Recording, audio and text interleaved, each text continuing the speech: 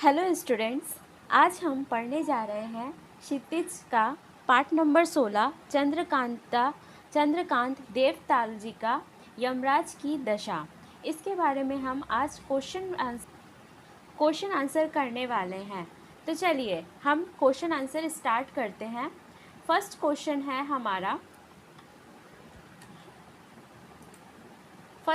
हमारा यहाँ से स्टार्ट होता है। ये रहा फर्स्ट क्वेश्चन। कवि को दक्षिण दिशा पहचानने में कभी मुश्किल क्यों नहीं हुई? उत्तर, कवि को बचपन से माँ ने यही सिखाया था कि दक्षिण दिशा की ओर यमराज का घर होता है, अतः उस ओर कभी अपने पैर करके नहीं सोना। उस तरफ पैर रखकर सोना यमराज को नाराज करने के समान है। माँ द्वारा मिली इस सीख के कारण कवि को दक्षिण दिशा पहचानने में कभी मुश्किल नहीं हुई। क्वेश्चन नंबर 2, कवि ने ऐसा क्यों कहा कि दक्षिण को लांघ लेना संभव नहीं था? उत्तर, दिशाओं का कोई और छोर नहीं होता। हम यह नहीं कह सकते कि इस निश्चित स्थान पर कोई दिशा समाप्त हो गया है।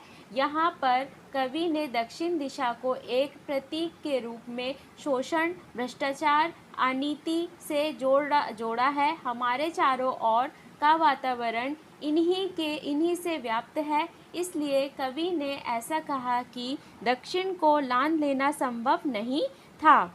क्वेश्चन नंबर 3 में आपका आ जाता है, कवि के अनुसार आज हर दिशा दक्षिण दिशा क्यों हो गई है?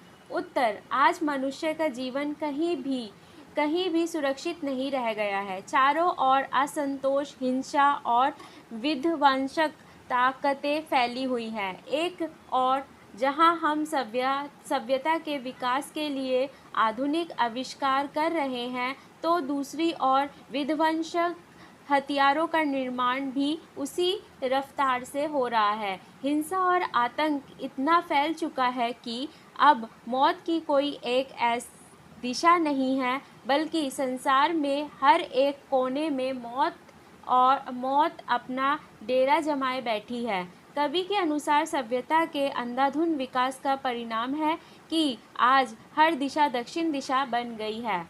क्वेश्चन नंबर 4 में आपका भाव स्पष्ट कीजिए है, जहाँ पर है, सभी दिशाओं में यमराज के आलीशान महल हैं और वह सभी में एक साथ अपनी दहकती आँखों सहित विराजते हैं। उत्तर में क्या होगा? भाव।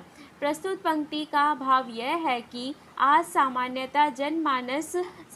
जनमानस कहीं पर भी सुरक्षित नहीं है। चारों ओर शोषणकर्ताओं ने अपना जाल बिछा रखा है। वह नए नए सफ़ेद पोश रूपों में हमारे सामने हमारा अंत करने के लिए तत्पर है। आज के इस समय में यमराज का चेहरा भी बदल गया है। वह सभी जगह विराजमान भी है और अपनी स्वार्थ पूर्ति के लिए नियंत्र एवं हथकंडे अपराध अपनाते रहे हैं।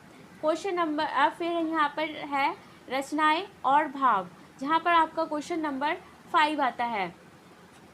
कवि की माँ ईश्वर से प्रेरणा पाकर उसे कुछ मार्ग निर्देश देती है।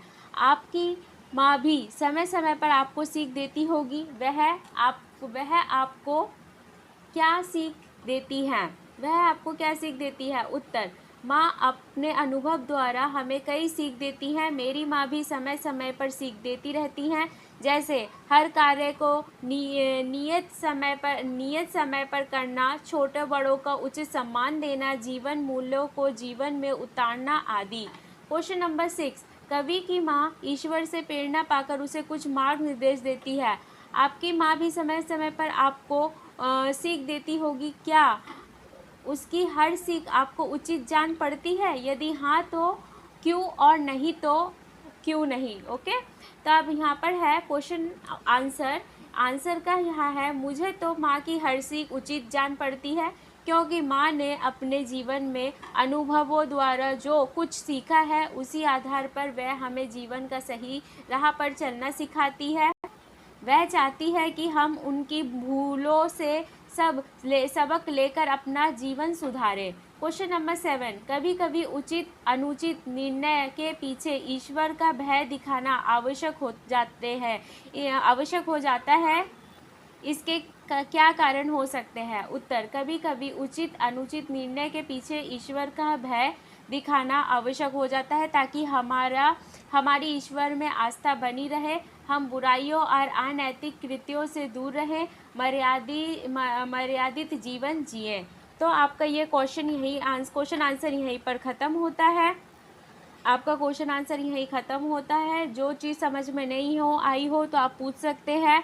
क्वेश्चन आंसर मैं बता रही हूँ, इसके बाद मैं आपको एक्सप्लेनेशन अच्छे से समझा दूंगी। आपके एग्ज़ाम आ गए हैं, इसलिए मैं क्वेश्चन आंसर आप लोगों को बता रही हूँ ताकि आप यहाँ से पढ़कर अच्छे मार्क्स ला सकें। अब तक देखने के लिए धन्यवाद।